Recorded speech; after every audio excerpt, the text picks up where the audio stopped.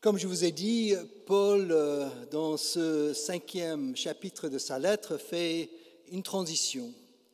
Il va maintenant articuler ses énoncés théologiques sur la justification par grâce au moyen de la foi et la libération des œuvres de la loi qui en résultent avec des exhortations éthiques. Dans notre lecture, vous avez entendu les mots, les verbes qui sont à l'impératif. Et c'est typique de ces lettres de Paul à la fin de ces lettres. Paul dit, avant de passer aux exhortations pratiques, Paul dit d'abord aux Galates une dernière fois, « Si vous vous faites circoncire, le Christ ne vous servira plus à rien. » De plus, si c'est le cas, il faut pratiquer intégralement toute la loi. Et en plaçant votre confiance pour être justifié devant Dieu par la loi, vous êtes déchus de la grâce offerte par le Christ. Paul résume ainsi en quelques phrases ce qu'il a dit tout au long de sa lettre, ce dilemme des Galates. Il dit aussi qu'il a la confiance en eux. Ils ne vont pas prendre ce chemin-là et il les exhorte à tenir bon et à prendre le bon chemin. Celui qu'il définit dans ce chapitre comme une marche libre et exigeante sous la conduite de l'Esprit de Dieu. Et notre projet ce matin, c'est justement de réfléchir sur ce que Paul propose concrètement pour vivre notre liberté au Christ au quotidien. Cela commence avec la dynamique d'une triade qui fonde et structure notre liberté en Christ au quotidien. Il nous est ensuite donné une boussole pour discerner dans nos choix concrets au quotidien le chemin de notre liberté. Puis enfin, il nous est dit le fruit qui est produit et manifesté dans la vie de celui et de celle qui entreprendre cette démarche au quotidien sous l'impulsion de l'Esprit. Commençons par cette triade qui est la dynamique qui fonde et structure notre foi et notre liberté en Christ. Paul démarre en résumant en quelques phrases l'essentiel de l'existence d'un chrétien, l'essentiel de notre existence en tant que chrétien. Je le cite, et essayez de repérer les trois composants de cette triade. Je le cite. Donc Paul dit, c'est de la foi que nous attendons par l'Esprit l'espérance de la justification. Car en Christ, ce qui a de la valeur, c'est ni la circoncision ni l'incirconcision, mais la foi qui est agissante par l'amour. Est-ce que vous avez repéré les trois composants de cette triade fondateur que Paul propose? Quelqu'un dit? Ce n'est pas une question piège, hein? Vous devez savoir. Hein? Quelles sont les trois choses? La foi, l'espérance et l'amour. Donc, dans cette phrase, Paul met ça très succinctement en avant. Nous connaissons un autre texte qui vient d'une autre épître qui est plus succincte. Paul a dit dans son épître aux Corinthiens, le 13e chapitre, la première épître, « Maintenant donc, ces trois choses demeurent, la foi, l'espérance et l'amour, mais la plus grande, c'est l'amour. » Alors, pour Paul, comment cette triade fonctionne-t-elle dans la vie d'un chrétien, dans notre vie de tous les jours? La foi dont il est question est évidemment la foi comme confiance. Elle n'est pas à confondre avec la foi comme dogme ou comme contenu doctrinal. Et comme nous avons vu tout au long de notre parcours, la foi confiance est au commencement, est au cœur de la compréhension de Paul de notre relation avec Dieu. Pour Paul parle de la confiance d'abord de Jésus-Christ et de notre confiance en lui pour être justifié devant Dieu. C'est le cœur, c'est le commencement de son message. Mais cette justification devant Dieu, nous ne la voyons pas aujourd'hui. Moi, je ne peux pas la voir. Hein. Elle n'est pas réalisée objectivement parce que nous ne sommes pas devant Dieu à la fin de notre vie. Nous ne sommes pas ressuscités dans le royaume déjà définitif. Et c'est simplement notre foi, confiance subjective qui nous donne aujourd'hui d'espérer notre justification objective devant Dieu à notre mort. Cette foi, confiance met donc l'espérance en route dans notre cœur. Et c'est cette espérance qui nous pousse en avant dans la vie, vers ce royaume qui est déjà là, mais qui sera définitivement là un jour. Mais, donc ça c'est foi, confiance et espérance, mais là il ne s'agit pas simplement d'une préoccupation égoïste qui concernerait notre petite vie devant Dieu après notre mort. Cette foi, confiance et l'espérance de notre justification qu'elle suscite est un formidable carburant pour alimenter le moteur de notre amour pour nos semblables dans le monde au quotidien. Notre foi, confiance nous donne l'assurance de ce que nous espérons, notre justification devant Dieu qui est acquise par le Christ. Nous n'avons plus à nous en soucier, nous sommes justifiés devant Dieu. Nous sommes donc totalement libérés pour utiliser toute notre réflexion, toute notre créativité pour inventer les paroles et les gestes d'amour au quotidien. C'est cela notre seule préoccupation dans la vie, aimer. Vous voyez comment cette triade est une dynamique qui fonde et structure notre vie au quotidien. Tout cela est bien évidemment sous l'impulsion de l'Esprit, comme Paul dit, cet Esprit qui habite en nous et qui réveille chaque matin cette foi, cette espérance et cet amour pour une nouvelle aventure dans la vie.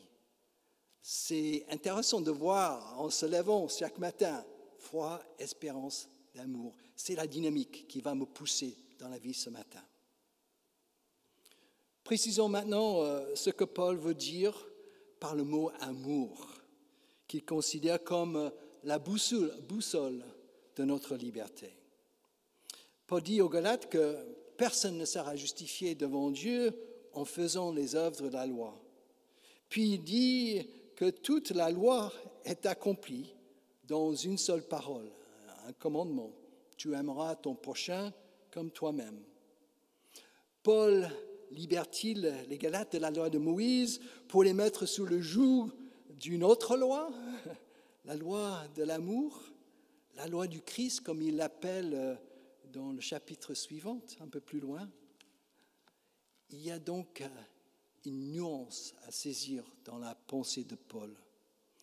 Faire les œuvres de la loi par nos propres efforts et pour notre propre justification devant Dieu, ce n'est pas la même chose que pour Paul, que les paroles et les actes d'amour que nous discernons sous l'impulsion de l'Esprit et que nous posons au quotidien pour aimer les autres.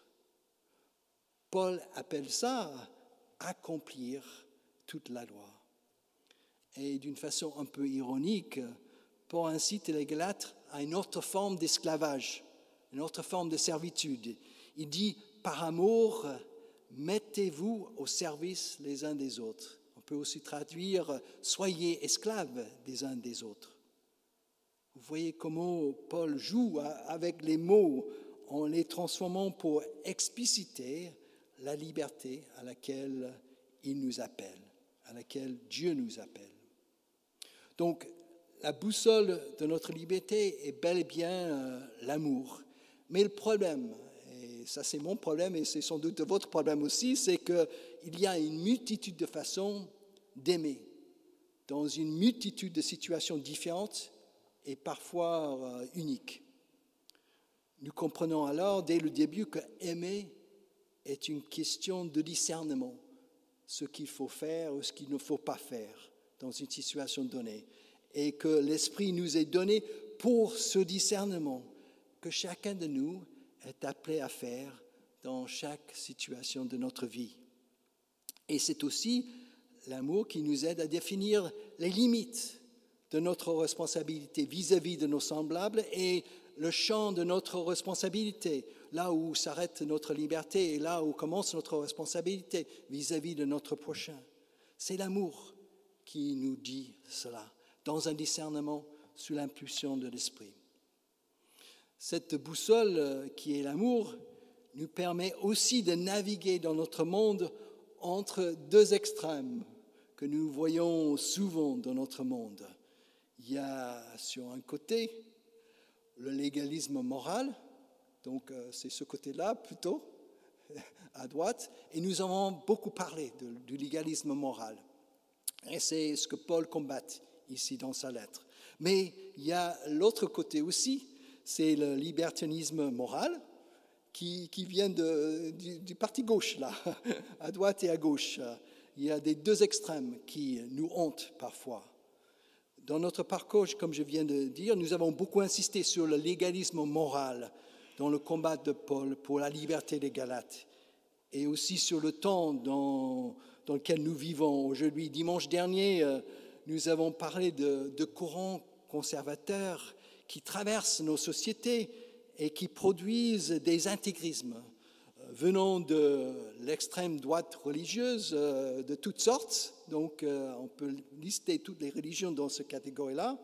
Et puis aussi venant des nationalismes, venant de l'extrême droite politique. On peut lister aussi toutes les catégories-là. Et après le culte, avec Olivier et quelques paroissiens, on était en train de discuter et ils m'ont fait remarquer que nous n'avons pas parlé de l'autre extrême, venant de la gauche, qui est aussi dangereux pour notre société. Paul aborde dans notre texte aujourd'hui justement cette autre partie. Il parle du danger du libertinisme moral. Pour ce faire, dans notre texte, il met en opposition une vie impulsée et orientée par la chair, donc par notre nature humaine, coupée complètement de Dieu, sans relation avec Dieu. Il met cette vie-là en opposition avec une vie impulsée et orientée par l'Esprit de Dieu qui habite en nous et qui produisent des actes et des paroles d'amour. Il met toutes ces deux orientations en jeu dans le texte. Dimanche dernier, nous avons évoqué cette servitude intérieure de notre nature humaine coupée de Dieu, que nous appelons avec le mot péché. Donc c'est le mot qu'on utilise pour parler de ça. Et les ressources que l'Esprit nous donne pour dire non à nos désirs de notre nature humaine, notre péché, et pour dire oui à ce que Dieu souhaite pour notre vie et pour notre conduite dans le monde. Dans notre texte, Paul cite une série de vices qui circulaient dans des prédications stoïciennes de son temps, pour montrer justement le visage de cette nature humaine coupée de Dieu, pour montrer le visage de ce libertinisme moral. Dans cette liste, si on le regarde bien, il est très facile de voir comment ces vices sont essentiellement des coupures de relations, des dégradations de relations avec les autres. Relations avec ses semblables, haine, discorde, jalousie, rivalité, division. Donc ça, c'est la coupure avec nos semblables. Et puis, relation avec Dieu, donc idolâtrie, magie, donc coupure avec Dieu, relation avec Dieu. Et puis, relation avec soi-même, inconduite, impureté, débauche, ainsi de suite. Il y a on peut essayer de les classer en trois catégories. Et c'est des dégradations de relations, des coupures de relations qui sont évidentes dans ces listes. De l'autre côté, c'est très facile aussi de voir comment la boussole de l'amour, sous l'impulsion de l'esprit, est là pour nous aider à restaurer ces relations qui sont coupées et de faire autrement, à refaire le lien avec nos semblables, avec Dieu et aussi avec nous-mêmes. Et comment cet amour nous aide à retrouver la vraie liberté dont il est question pour Paul. Oui, la liberté que Paul propose n'est pas celle qui permet de faire n'importe quoi en vivant sans boussole, sans amour. Non, notre liberté ne peut pas être figée dans les règles morales qui nous sont imposées de l'extérieur, dans un légalisme moral, oui, ça c'est sûr, mais elle ne peut pas être non plus une vie sans boussole, où tout va, où tout vaut pareillement, et où il n'y a pas de limite à la liberté humaine, et la responsabilité n'est pas évoquée. C'est parfois le danger des discours de l'extrême gauche, religieuse ou politique. Et c'est la boussole de l'amour, sous l'impulsion de l'esprit que Paul préconise pour ne pas tomber dans ce piège-là, le libertinisme moral, mais aussi dans le légalisme moral, les deux côtés, donc les deux extrêmes. Paul nous incite à être bien quelque part au centre. Donc, je le dis assez souvent ici. Pour terminer, il faut évoquer le fruit produit dans la vie du chrétien qui choisit de marcher au quotidien sous l'impulsion de l'esprit en inventant des chemins d'amour dans le concret de sa vie. Il faut d'abord dire que Paul parle de fruits au singulier, bien qu'il nomme 9 manifestations de l'esprit dans la vie du chrétien. Pourquoi Paul parle au singulier comme ça? Pour Paul, l'amour est la plus grande. L'amour est toujours le fondement, le centre, le plus grand des manifestations de l'esprit, d'où viennent les 8 autres. C'est pourquoi il commence sa liste par l'amour. C'est le premier qu'il cite. Et en fait, ces 8 autres vertus qu'il cite sont simplement des signes que l'amour est présent, agissant, actif dans la vie d'un chrétien. C'est bien aussi de noter que ces 9 valeurs que Paul cite ici circulaient aussi dans des prédications, dans des philosophies proposées et prêchées au temps de Paul. Paul ne les a pas inventées, ces 9 vertus, ni ces 15 vices. Ils étaient déjà là, bien évidents, dans la société. Ces 9 vertus, c'était le meilleur des valeurs hellénistiques de son époque, de son temps. Et c'est pour dire que nous pouvons aussi prendre la liberté, je crois, d'identifier les meilleures valeurs de notre société actuelle et les prêcher aussi, comme le fruit de l'esprit, comme Paul fait ici. Être à la recherche de ce qui est le meilleur dans notre société et le mettre en évidence, c'est aussi notre travail. Une dernière précision. À l'opposé des 15 vices que Paul a énumérés d'une façon un peu désordonnée et chaotique dans tous les sens, Paul expose d'une façon harmonieuse 9 vertus qui se regroupent en 3 triades. Encore des triades, là. Mais c'est intéressant de voir cette liste de ce point de vue-là. Amour, joie et paix.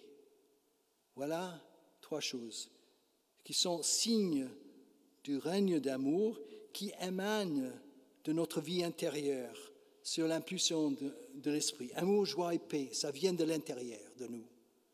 Et puis, patience, bonté et bienveillance sont des manifestations extérieures du règne d'amour, visibles dans nos relations les uns avec les autres, avec nos semblables sous l'impulsion de l'esprit. Donc, ces 3-là dans nos manifestations extérieures de l'amour. Et puis, fidélité, douceur et maîtrise de soi sont peut-être des conditions optimales pour que ce règne d'amour s'épanouisse en nous et autour de nous, sous l'impulsion de l'esprit. C'est une façon intéressante de voir intérieur, extérieur, puis conditions nécessaires pour que ce règne de Dieu avance dans le monde. Voilà donc le portrait d'un chrétien qui essaie de vivre sous l'impulsion de l'esprit en étant guidé par cette boussole qui est l'amour dans ses choix au quotidien et en étant aussi animé au quotidien par cette dynamique de cette triade foi, espérance et amour. Et notre prière ce matin est que ce portrait nous ressemble de plus en plus, chaque jour, dans notre vie. C'est ce à quoi Dieu nous appelle pour être vraiment libres en Jésus-Christ et par son esprit. Amen.